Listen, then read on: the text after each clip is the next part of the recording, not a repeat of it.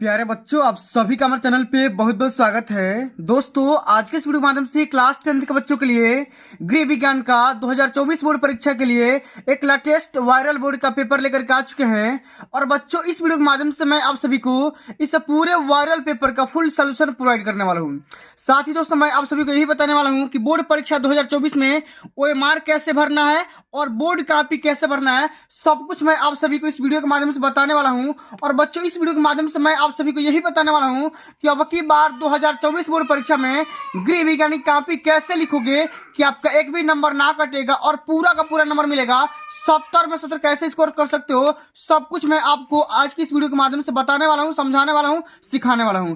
इसलिए आप सभी हम्बल रिक्वेस्ट है, इस पूरे वीडियो को शुरू से लेकर के अंत तक जरूर देख लेना। वीडियो को लाइक कर देना, शेयर कर देना, चैनल पर नए होंगे तो सब्सक्राइब कर देना। आइए बच्चों, बिना किसी देरी के इस वीडियो को स्टार्ट करेंगे। उससे पहले मैं आप सभी को एक बात और बता देना चाहता हूं कि अब की बार 2024 बोर्ड परीक्षा में जो भी पेपर बनेगा बिल्कुल इसी प्रकार का पेपर बनेगा। और पेपर का कोड याद रखना 823 EI, ठीक ना। और इस पूरे पेपर को तैयार कर लेते हो तो 70 में 70 में आसानी से यहाँ पे ग्रो कर सकते हो। मैं यहाँ पे गारंटी ले सकता हूँ, ठीक है। यहाँ पे पूरा पेपर को हल करने के लिए 3 घंटा 15 मिनट टाइम मिलता है, जैसे कि आप सभी को पता होगा। और यहाँ पे नोट लिखा गया है कि प्रारंभ के 15 मिनट परीक्षार्थियों को प्रश्न पत्र पढ़ने के लिए निर्धारित है। शुरू में जो भी 15 मिनट मिलेंगे उसमें पेपर को खाली पढ़ना है, सही प्रश्न हल करना जरूरी है, एक भी क्वेश्चन को छोड़ना नहीं है। और बच्चों, ये जो पेपर होगा ना, 2 खंड में डिवाइड होगा, खंड अ और खंड ब में। खंड अ में जो भी क्वेश्चन रहेंगे सभी MCQ रहेंगे, सभी बहुविकल्पी रहेंगे और 20 नंबर का रहने वाला है। और खंड ब जो होगा इसमें लघु उत्तरी, अति लघु उत्तरी और साथ में दीर्घ उत्तरी प्रश्न भी रहने वाले। सब कुछ मैं आप सभी को इस वीडियो के माध्यम से बताने वाला हूं, समझाने वाला हूं। इसलिए वीडियो को मिस मत करना, शुरू से लेकर के अंत तक जरूर देखना। आइए बच्चों, बिना टाइम को वेस्ट किए वीडियो को स्टार्ट करेंगे। और सबसे पहला हमारे यहाँ पे क्वेश्चन पूछा गया है कि पारिवारिक बजट बनाने का उद्देश्य क्या होता है, ठीक ना। Very very most important question है कि पारिवारिक बजट क्यों बनाते हैं, इसका उद्देश्य क्या होता है। आय व्यय में संतुलन रखना, अनावश्यक व्यय पे कंट्रोल करना, नियंत्रण रखना, या बचत में सहायक करना, या उपयुक्त में से सभी। तो बच्चों, पारिवारिक बजट बनाने का जो उद्देश्य होता है ना, इसका राइट आंसर यहाँ पे डी हो जाएगा। क्योंकि बच्चों, इन सभी कामों के लिए हम क्या करते हैं, पारिवारिक बजट बनाते हैं। अगला हमारा क्वेश्चन क्या है कि अशुद्ध जल से होने वाला रोग कौन कौन सा होता है, उसके बारे में बताना है। चेचक, खसरा, हैजा या मलेरिया। तो अशुद्ध जल से हैजा नामक रोग फैलता है, इस बात को भी ध्यान में रख लेना। अगला हमारा क्वेश्चन क्या है कि श्वसन क्रिया में रक्त का शुद्धिकरण कौन सी गैस के द्वारा होता है। नाइट्रोजन, हाइड्रोजन, कार्बन डाइऑक्साइड या ऑक्सीजन। तो इसका ऑक्सीजन यहाँ पे राइट आंसर हो जाएगा, इस बात को ध्यान में रखना। अगला हमारा क्वेश्चन क्या है कि कौन सा विटामिन जल में घुलनशील है। तो जल में घुलनशील पूछेगा तो vitamin A, vitamin B, vitamin D, vitamin K. तो जल में घुलनशील विटामिन यहाँ पे क्या हो जाएगा, विटामिन बी और विटामिन सी होता है, दोनों विटामिन होता है, इस बात को ध्यान में रखना। और अगला हमारा क्वेश्चन क्या पूछा गया बाबू कि शुद्ध जल क्या होता है, मतलब शुद्ध जल कैसा होता है, पारदर्शी होता है, अपारदर्शी होता है कि अर्धपारदर्शी होता है कि इनमें से कोई नहीं। तो जो भी आपका प्योर वाटर होगा ना, वो शुद्ध जल होगा ना, वो पारदर्शी होगा, बिल्कुल ट्रांसपेरेंट टाइप का रहने वाला है। अगला हमारा क्वेश्चन क्या है कि BCG का टीका किस रोग के सुरक्षा के लिए प्रदान किया जाता है। क्षय रोग, हैजा, कुकर खांसी या टिटनेस। तो BCG का जब भी हम टीका की बात करेंगे ना, तो बच्चों ये क्षय रोग या TB या तपेदिक इस प्रकार के रोग से बचाव करने के लिए इसका इंजेक्शन लगाया जाता है। अगला हमारा क्वेश्चन क्या है कि आदर्श बजट माना जाता है घाटे के बजट को, संतुलित बजट को, या बचत के बजट को, या दैनिक बजट को। तो आइडियल बजट हम किसे मानते हैं, तो बचत के बजट को हम आदर्श बजट मानते हैं। सब कुछ मैं बताऊंगा और जितना क्वेश्चन बता रहा हूं ना, सारे क्वेश्चन को याद कर लो, अभी कभी तुरंत रट लो। और अब की बार टैप कैसे करना उसका भी सीक्रेट तरीका बताने वाला हूं, बस खाली वीडियो के एंड तक देखते रहो। अगला हमारा क्वेश्चन क्या है कि ठंडी सेक निम्न अवस्थाओं में दी जाती है।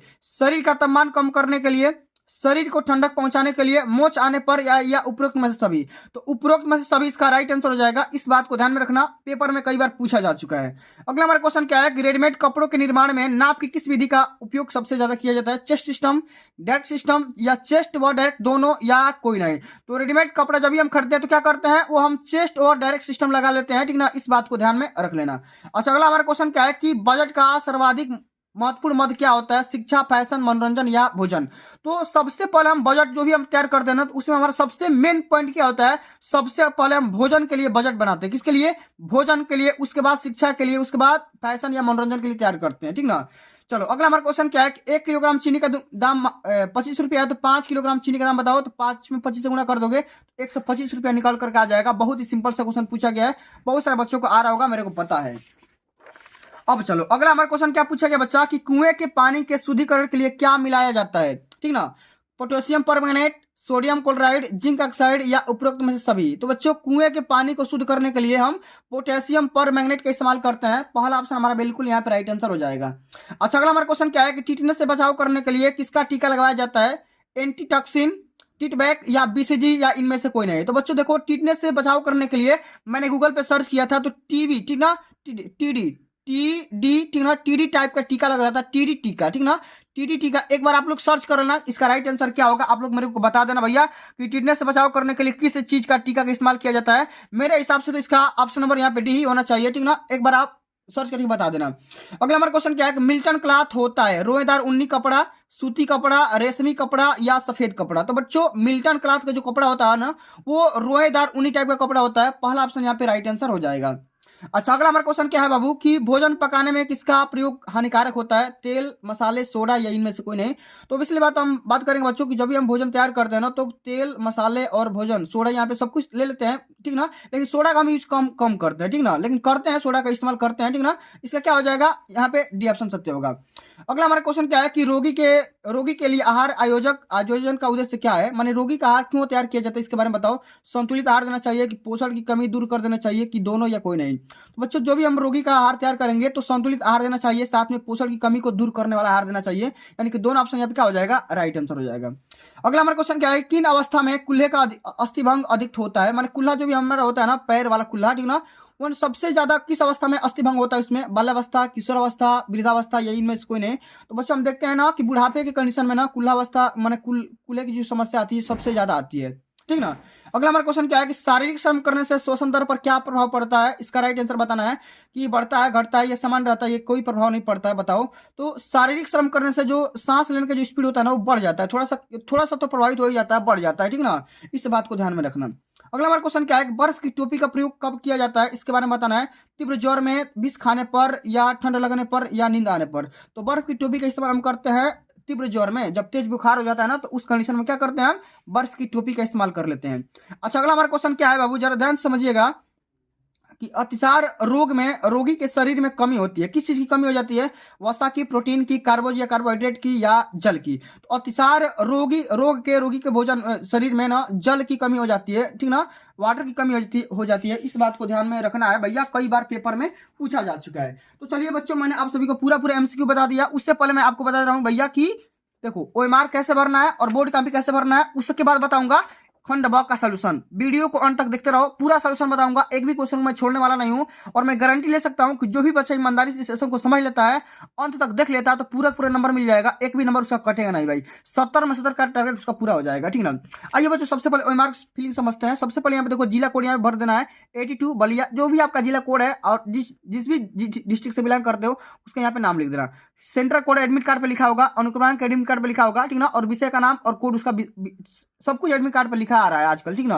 और यहाँ पे देखो पेपर संख्या में प्रथम यहाँ पे डाल देना। उसके बाद करना क्या, अंत में आ जाओ, अंत में इसी प्रकार से यहाँ पे सेंटर का मुहर लग जाएगा, अपने यहाँ पे साइन कर देना, कक्ष निरीक्षक का यहाँ पे साइन हो जाएगा। एक बार अंत में ये भी भर देना, सेम से वही भरना है, जिला कोड नाम, केंद्र कोड, सेंटर कोड या अनुक्रमांक, विषय का नाम, कोड, प्रश्न पत्र संख्या और फिर यहाँ पे एक बार साइन कर देना। इतना करने के बाद आपको क्या करना है, कुछ नहीं करना, यहाँ से अपना गोला भरते चल स्टार्ट कर देना है, ठीक ना। अब चलो आगे बात करते हैं भाई बोर्ड कॉपी कैसे भरना है। तो बोर्ड कॉपी भरने का सेम वही तरीका है। यहाँ पे देखो परीक्षार्थी का अनुक्रमांक अंकों में भरना है, तो अंक में अपना यहाँ पे भर देना, फिर यहाँ पे उसी का अंक में यहाँ पे शब्द में भर देना, ठीक ना। उसके बाद विषय का नाम गृह विज्ञान यहाँ पे, ठीक ना। प्रश्न पत्र में केवल भर देना, यहाँ पे कोड भर देना जो भी आपके पेपर पर लिखा गया होगा, ठीक ना। किस डेट को पढ़ रहा है, डेट यहाँ पे लिख देना, ठीक ना, और दिन लिख देना प्रथम पाली में, ठीक ना, प्रथम पाली में आपका पेपर पड़ेगा। और यहाँ पे अंत में सेंटर का नाम भर देना। इतना करने के बाद आपको कुछ नहीं करना है, बस खाली इतना ही करना है, ठीक ना। अब चलिए बच्चों आ जाते हैं खंड ब का सॉल्यूशन देखते हैं, जो कि पेपर में कई बार पूछा जा चुका है। चलो बताओ अति लघु उत्तरी सबसे पहले प्रश्नों को स्टार्ट करते हैं। और इसमें क्वेश्चन क्या है कि बजट के लाभ बताइए, माने बजट के कौन कौन सा लाभ होता है इसके बारे में बताना है। ये क्वेश्चन 2 नंबर का पूछा गया है। तो बोर्ड में कैसे लिखेंगे, सबसे पहले यहाँ पे देखो यहाँ से स्टार्ट करेंगे खंड ब, ठीक ना, इसमें लिख देंगे अति लघु उत्तरी प्रश्न। इसमें क्या लिखना है, प्रश्नोत्तर संख्या 21 कर रहे हो, इसमें लिख दो बजट के लाभ। अच्छा बजट के कौन कौन से लाभ हो सकते हैं, इसमें लिखो 2-3 बातें लिख दो, 2 नंबर पक्का मिल जाएगा कि पारिवारिक आवश्यकताओं एवं रहन सहन के अंदर अंतर का ध्यान रखना, आकस्मिक कार्यों के लिए बचत का प्रावधान रखना, पारिवारिक आय में वृद्धि करने के लिए परियोजनों को प्रेरित करना, उत्साहित करना, मोटिवेट करना, ठीक ना, अनावश्यक व्यय को कंट्रोल करना। इतने प्रकार के बजट बनाने के लाभ हो सकते हैं, ठीक ना। आपको बिल्कुल इसी तरीके से सटीक शब्दों में लिख देना है, बिल्कुल स्वच्छ अक्षर में लिखोगे ना तो आपका एक भी नंबर ना कटेगा और पूरा पूरा नंबर मिल जाएगा बाबू, ठीक ना। अब चलो अगला हमारा क्वेश्चन क्या है, जरा ध्यान से समझिएगा कि परिवार की प्राथमिक आवश्यकताएं क्या है। परिवार की प्राथमिक आवश्यकताएं क्या है, इसके बारे में समझाना है, बताना है। तो कैसे लिखेंगे जरा ध्यान से समझिएगा, ठीक ना। इसमें लिखेंगे प्रश्नोत्तर संख्या 22, इसमें लिखेंगे परिवार की प्राथमिक आवश्यकताएं, जैसे भोजन हो गया, सबसे प्राथमिक आवश्यकता क्या है, भोजन है, उसके बाद कपड़ा है, उसके बाद मकान है, ठीक ना। इसमें लिखेंगे कि पोषक तत्वों से युक्त संतुलित भोजन परिवार की प्रथम मूलभूत आवश्यकताएं मानी जाती है और परिवार के सदस्यों को पोषण युक्त भोजन पर्याप्त मात्रा में मिलनी चाहिए, ठीक ना। कोई भी फैमिली हो सबसे पहले उसको क्या देना चाहिए भाई, भोजन ही तो देना चाहिए, ठीक ना। इस प्रकार से आपको क्या करना है, आंसर लिखना है। जितना बता रहा हूँ सारे क्वेश्चन को अभी कभी भाई तैयार कर लो, क्योंकि अब की बार पेपर में डायरेक्ट यही क्वेश्चन छपने वाला है, इससे बाहर नहीं आएंगे, मैंने कई बार बता रखा हूँ। अगला हमारा क्वेश्चन क्या है कि बजट कितने प्रकार का होता है। इस क्वेश्चन का राइट आंसर बताओ भैया, बजट कितने प्रकार का होता है, 2 नंबर का पूछा गया है। आइए हल करते हैं। प्रश्नोत्तर संख्या 23, इसमें लिखेंगे बजट के प्रकार। इसमें लिखेंगे कि भारत में बजट मुख्य तौर पर 3 प्रकार का होता है। कौन कौन सा, जिसमें संतुलित बजट, अधिशेष बजट और घाटे का बजट शामिल होता है। अच्छा, बजट का जो वर्गीकरण होता है इस बात पर डिपेंड करता है, निर्भर करता है कि सरकार के द्वारा वर्ष भर में अनुमानित खर्च बराबर है, कम है या अधिक है। माने इसी बात पे डिपेंड करेगा भैया कि जो भी हम कमा रहे हैं पैसा, ठीक ना, वो खर्च हमारा कम हो रहा है, ठीक ना, जो भी हमारा अनुमानित खर्च कर रहे हैं उस हिसाब से हमारा बराबर हो रहा है, कम हो रहा है कि अधिक हो रहा है। इसी प्रकार से हम क्या करते हैं, बजट बनाते हैं। और ये कितने प्रकार का होता है, 3 प्रकार का होता है। कौन कौन सा, एक तो होता है संतुलित बजट, एक होता है अधिशेष बजट, एक होता है घाटे का बजट, ठीक ना। 3 प्रकार का बजट होता है, ठीक है। अब चलो अगला हमारा क्वेश्चन क्या है बाबू, ये क्वेश्चन है कि बैंक की क्या उपयोगिता है। बैंक की क्या उपयोगिता है इसके बारे में बताना है, ध्यान से समझिएगा। बैंक की उपयोगिता माने बैंक कौन कौन सा काम होता है, इसका यूजेज कहाँ कहाँ होता है, इसके बारे में बताना है। सबसे पहले तो मुद्रा भेजने के लिए, माने मुद्रा भेजने के लिए सबसे पहले हमारा काम होता है, ठीक ना, राजकीय वित्त व्यवस्था करने के लिए, पूंजी का निर्माण करने के लिए, पूंजी की गतिशीलता के लिए, या व्यापार व उद्योगों के लिए, वित्त प्रबंधन के लिए, या लोन प्राप्त करने के लिए, माने बहुत बैंक का बहुत सारा काम होता है, ठीक ना। इस प्रकार से आप यहाँ पे लिख दोगे ना तो आपका एक भी नंबर ना कटेगा और पूरा पूरा 2 नंबर तो पक्का मिल जाएगा भाई, 2 नंबर तो पक्का, गारंटी ले सकता हूं भाई कि 2 नंबर पक्का मिलेगा, ठीक है। अब चलो अगला हमारा क्वेश्चन क्या है कि बैंक के 2 प्रकार के घाटे का नाम लिखिए। माने बैंक से कौन कौन से 2 प्रकार के घाटे हो सकते हैं उसका नाम लिखना है। तो यहाँ जरा ध्यान से देखिएगा, यहाँ पे देखो, यहाँ पे जरा ध्यान से देखो, इसमें लिखेंगे प्रश्नोत्तर संख्या 25, इसमें ये लिखेंगे कि बैंक के 2 प्रकार के घाटे का नाम निम्नलिखित है, ठीक ना। इसमें क्या लिखना है कि बैंक कर्मचारियों को तकनीकी स्तर पर चुनौती बढ़ेगी, माने टेक्निकल स्तर पे क्या बढ़ेगा, चुनौती बढ़ेगा भाई, ज्यादा से ज्यादा कंपटीशन रहेगा, इस बात का एक तो घाटा है। उसके बाद बैंक विलय से, माने बैंक का जो नुकसान होगा, घाटा हो जाएगा, विलय हो जाएगा, तो विकेंद्रीकरण होगा, जिससे क्षेत्रीय लाभ समाप्त हो जाएंगे, जिससे उसको एरिया में जो भी लाभ मिल रहा है वो क्या हो जाएगा, बेनिफिट खत्म हो जाएगा भाई, समाप्त हो जाएगा, फिनिश हो जाएगा। अब चलो अगला हमारा क्वेश्चन क्या है, जरा ध्यान से समझिएगा। 26 नंबर क्वेश्चन कि कूड़ेदान का प्रयोग क्यों करते हैं। कूड़ेदान का प्रयोग क्यों करते हैं उसके बारे में बताना, डस्टबिन का हम क्यों करते हैं उसके बारे में समझाना है। इसमें ये लिखेंगे कूड़ेदान का प्रयोग इसलिए किया जाता है जिससे घर में कूड़ा ना फैले, जिससे घर में कूड़ा ना फैले, क्योंकि कूड़ा फैलने से घर में बीमारी हो सकती है, गंदगी हो सकती है, और उस गंदगी की वजह से रोगाणु उत्पन्न हो जाएंगे जो हमारे शरीर के लिए हानिकारक साबित हो सकते हैं। तो बच्चों जितना क्वेश्चन बता रहा हूँ ना, सारे के सारे question very very most important question भाई, सारे के सारे क्वेश्चन क्या है, very very most important question है, ठीक ना। अब चलो अगला हमारा क्वेश्चन क्या है, लघु उत्तरी क्वेश्चन है, ठीक ना। इसको जरा ध्यान से समझिएगा। 4 नंबर का हर एक क्वेश्चन पूछा जाता है कि आय कितने प्रकार की होती है, विवरण दीजिए। इनकम कितने प्रकार का होता है बताना है, समझाना है, और यहाँ पे लिखना है, विवेचना करना है। तो सबसे पहले यहाँ पे लिखेंगे लघु उत्तरी प्रश्न, इसमें लिखेंगे प्रश्नोत्तर संख्या 27। इसी प्रकार से आप सभी को बोर्ड में कापियां लिखना है गृह विज्ञान की, ठीक ना, तो अभी जाकर के पूरा पूरा नंबर मिलेगा भाई, वरना नंबर काटने में तो एग्जामिनर माहिर ही होते हैं। इसमें ये लिखेंगे कि आय मुख्यतः 2 प्रकार का होता है। इसमें होता है प्रत्यक्ष आय, एक होता है अप्रत्यक्ष आय। अब दोनों को समझाते हैं कि भैया प्रत्यक्ष आय क्या होता है और अप्रत्यक्ष आय क्या होता है। तो प्रत्यक्ष आय उस आय को कहा जाता है जो परिवार के मुखिया तथा अन्य सदस्यों को उनके अपने अपने व्यवसायों के माध्यम से प्राप्त होता है। माने प्रत्यक्ष आय क्या होगा कि किसी भी माने फैमिली के मुखिया या परिवार के सदस्य के माध्यम से डायरेक्ट पैसा जो हाथ में मिलेगा उसको क्या बोलेंगे, प्रत्यक्ष आय। लेकिन अप्रत्यक्ष आय में क्या होता है, तो ऐसा आय जो वेतन आदि के अतिरिक्त उपलब्ध होता है, अप्रत्यक्ष आय कहलाता है। जैसे मकान के किराया आ गया, ट्यूशन से फीस आ गया, ठीक ना, या कोई भी बैंक का ब्याज आ रहा है, आपको डायरेक्ट पैसा नहीं मिल रहा है, तो क्या हो जाएगा, वो अप्रत्यक्ष आय की श्रेणी में उसको रखा जाता है, ठीक है। अब चलो अगला हमारा क्वेश्चन क्या है बाबू, जरा ध्यान से समझिएगा कि घर की सफाई का अर्थ क्या है। घर की सफाई का अर्थ क्या है, ये भी क्वेश्चन 4 नंबर का है। इसको जरा ध्यान से समझते हैं भैया, घर की सफाई का मतलब क्या होता है, अर्थ क्या होता है। इसमें ये लिखेंगे घर की सफाई का अर्थ या मतलब या आशय, ठीक ना, कुछ भी लिख सकते हैं। लिखेंगे घर की सफाई का अर्थ है कि घर में गंदगी का पूर्ण अभाव होना, घर में क्या होना, गंदगी का पूर्ण अभाव होना भाई, घर में बिल्कुल भी गंदगी ना होना। स्वास्थ्य की दृष्टिकोण से घर को पूर्ण रूप से अति आवश्यक है, परंतु ठीक ना, गृहिणी के लिए यह कार्य इतना कठिन और कष्टप्रद होता है कि घर की सफाई 5 प्रकार की होती है: दैनिक, साप्ताहिक, मासिक, वार्षिक और आकस्मिक। माने जो भी हम घर में सफाई करते हैं बच्चों, वो कितने प्रकार का होता है? 5 प्रकार का होता है। दैनिक होता है, साप्ताहिक होता है, उसके बाद मासिक होता है, उसके बाद वार्षिक होता है, उसके बाद आकस्मिक होता है। इतने प्रकार का यहाँ पे क्या हो जाएगा, घर में यहाँ पे सफाई हो सकता है, ठीक ना। चलिए अब अगला हमारा क्वेश्चन क्या है बाबू, जरा ध्यान से समझिएगा। 29 नंबर क्वेश्चन कि घर की आधुनिक उपकरणों के नाम लिखिए। ये भी क्वेश्चन 4 नंबर का है, बस खाली 4-5 उपकरण का नाम लिख दोगे आपका पूरा काम हो जाएगा, ठीक ना। चलिए ध्यान समझिएगा कि घर के आधुनिक उपकरण कौन कौन से हो जाएंगे। इसे हो जाएगा वैक्यूम क्लीनर, कारपेट स्वीपर, ठीक ना। तो ही नाम लिख दोगे ना तो आपका पूरा नंबर मिल जाएगा भाई, क्योंकि इसमें खाली नाम लिखना है, इसमें कुछ नहीं करना है, ठीक है। अब चलो अगला हमारा क्वेश्चन क्या है, 30 नंबर क्वेश्चन, जरा ध्यान से समझिएगा कि घर में पर्दे लगाने से क्या लाभ होता है। पर्दा खरीदते समय किन किन बातों को ध्यान में रखना चाहिए, इसके बारे में बताना है, समझाना है और पूरा डिटेल में समझाना है, ठीक ना। इसमें लिखेंगे कि वास्तु के अनुसार पर्दे लगाने से कई परेशानियों से मुक्ति भी मिलती है, इसलिए खिड़की दरवाजे पर हमेशा वास्तुशास्त्र को ध्यान में रखकर ही पर्दे लगाने चाहिए। इससे सकारात्मक ऊर्जा का संचार बढ़ता है और घर पर सुख, समृद्धि और खुशहाली बनी रहती है। धूल आदि कण भी घर में पर्दे लगाने की वजह से नहीं आते हैं। और पर्दा खरीदते समय हम उपयुक्त कौन कौन सी बातें ध्यान में रखेंगे, सबसे पहले लंबाई का, चौड़ाई का, ऊंचाई का, ठीक ना। लंबाई, चौड़ाई और यहाँ पे रंग का भी हम ध्यान में रख सकते हैं। इतने प्रकार का हम सावधानियां बरत सकते हैं, कब? जब हम पर्दा खरीदेंगे तब, ठीक है। अब चलो अगला हमारा क्वेश्चन क्या है बाबू, इसको ध्यान समझिएगा कि यदि 20 मीटर कपड़े का मूल्य 1000 है तो 1 मीटर कपड़े का मूल्य बताइए। इसको पेपर में कैसे हल करेंगे, इसको समझिए। यहाँ पे प्रश्नोत्तर संख्या 31 है। देखो यहाँ पे लिखा गया कि 20 मीटर कपड़े का मूल्य 1000 है, तो 1 मीटर कपड़े का मूल्य निकालने के लिए क्या करोगे, 1000 में 20 से भाग कर दोगे तो 50 रुपया प्रति मीटर निकल करके आ जाएगा। यहाँ पे 50 रुपये क्या हो जाएगा, इसका बिल्कुल यहाँ पे राइट आंसर हो जाएगा। अब चलिए बच्चों हम आगे बढ़ेंगे दीर्घ उत्तरी प्रश्न के बारे में, जो कि बोर्ड के पेपर में 6 नंबर में पूछा जाता है। अच्छा, दीर्घ में उत्तरी में 3 क्वेश्चन आता है, 32, 33, 34, 18 नंबर का यही सेक्शन है, ठीक ना। ध्यान से समझो, पूरे पूरे नंबर अचीव करना है अब की बार, जब तक तोड़ेंगे नहीं तब तक छोड़ेंगे नहीं। पारिवारिक आय कितने प्रकार का होता है और पारिवारिक आय किसे कहते हैं, दोनों के बारे में समझाना है, ठीक ना। दोनों के बारे में समझाना है भैया कि पारिवारिक आय कितने प्रकार का होता है। तो बच्चों यहाँ पे लिखेंगे कि पारिवारिक आय मुख्यतः 2 प्रकार का होता है, एक तो होता है प्रत्यक्ष आय और दूसरा होता है अप्रत्यक्ष आय। अब चलो आगे बताना है भैया कि पारिवारिक आय किसे कहते हैं, इनकम किसे कहते हैं, जो कि बच्चों ये 6 नंबर में पूछा गया। थोड़ा सा तो बातें बना करके लिखना पड़ेगा, कम से कम 100 शब्द में लिखना आएगा होगा, ठीक ना। कैसे लिखेंगे इसको जरा ध्यान से समझिएगा आप लोग। इसमें यह लिखेंगे कि पारिवारिक आय से तात्पर्य परिवार में सभी स्रोतों से आने वाली आय से है, और परिवार के सदस्यों का वेतन, किराया, बैंक से प्राप्त होने वाला ब्याज तथा परिवार के सदस्यों के द्वारा अपने कौशल का प्रयोग करके की गई बचत पारिवारिक आय कहलाती है। माने जो भी इंसान है ना, वो कितना पैसा कमा रहा है उसी को क्या बोलेंगे, पारिवारिक आय बोलेंगे, सोर्स ऑफ इनकम बोलेंगे।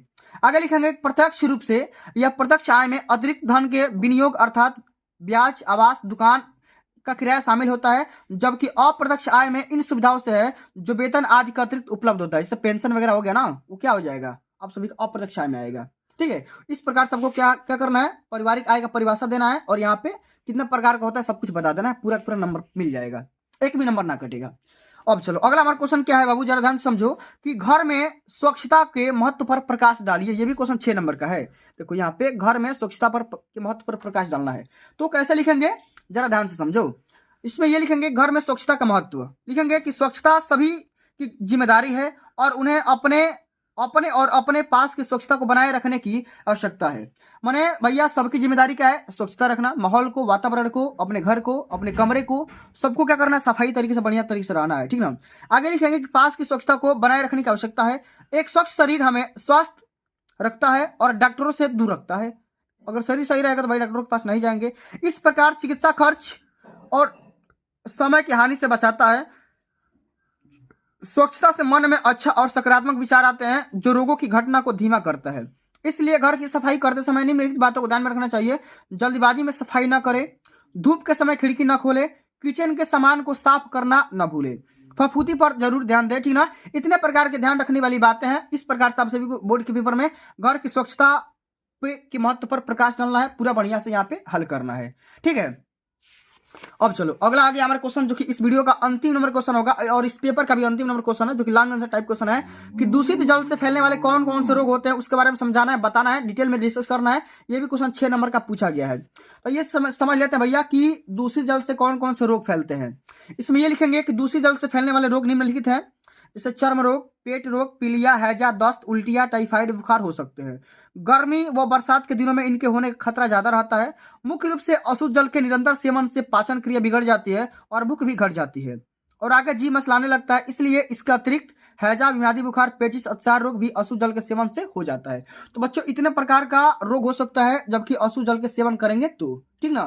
तो बच्चों अब की बार बोर्ड के पेपर में अगर आप इस तरीके से कॉपी बोर्ड के पेपर में रिप्रेजेंट कर देते हो तो मैं पूरा गारंटी दे सकता हूं कि एक भी बच्चा, ठीक ना, एक भी बच्चा 95% से कम नंबर स्कोर नहीं करेगा। इस बात की मैं फुल गारंटी दे सकता हूं, पूरा गारंटी है, ठीक ना।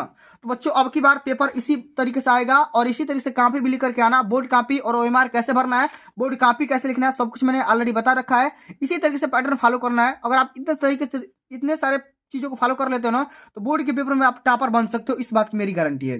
तो बच्चों आज के लिए बस इतना ही। अगर ये वीडियो आप सभी को अच्छी लगी होगी, हेल्पफुल लगी होगी तो वीडियो को लाइक कर देना, शेयर कर देना और सभी अभी तक आप हमारे चैनल पर नए होंगे तो उसको भी सब्सक्राइब कर लेना। जल्द मिलते हैं अगली वीडियो में, तब तक के लिए जय हिंद, जय भारत, वंदे मातरम।